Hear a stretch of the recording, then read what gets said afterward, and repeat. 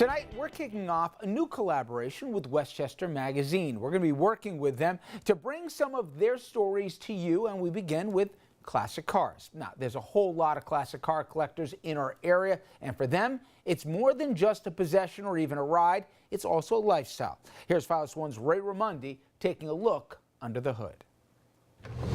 Behind this garage door is more than 6 decades worth of automobile history. Collecting cars is not an easy thing because cars take care. They have rubber parts on them that decay, brakes that go bad. But for Robert Milstein, the hard work is all worth it, and for close to 50 years, he's been collecting and rebuilding classic cars. It started with his first sports car he and his brother put together, and decades later, it's now his livelihood.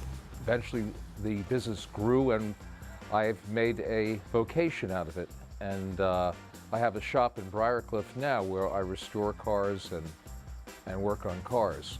His fleet, short of spectacular. Among the classics in his garage, this 1960 maroon XK150 coupe. The 6-cylinder manual 5-speed all-steel automobile will make any car collector weep with joy.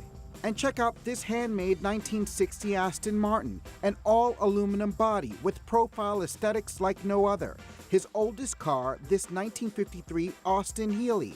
It's been in the Milstein family for 49 years.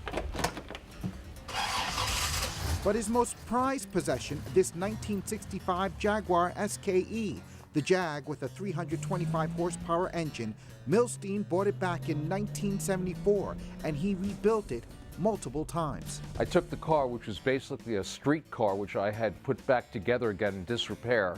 But Milstein isn't the only classic car collector here in the lower Hudson Valley. He's one of dozens upon dozens of collectors right here in our region.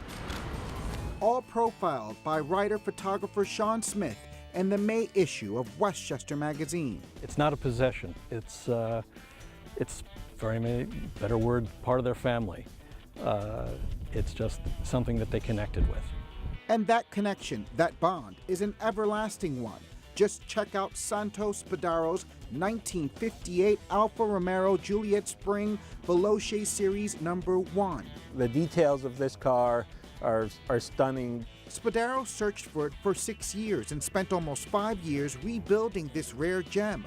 There were only 199 of them ever produced. You know, it's a nice, tranquil, peaceful, take you away from this time and age. It's a analog car in a digital world. And that's so apparent in the makeup of this 1985 Porsche Carrera Chase. The 6-cylinder, 225 horsepower Viper Green Beauty took 6 months to build. The car is actually backdated to look like the 1973 version of the Carrera. For me, it's more than just the money. It's a passion project that's become, a business. A passion, a business, and more than possessions. For these car collectors, the automobiles are a huge part of their lives. And as one collector put it, like the classics he collects, he hopes he's built to last forever.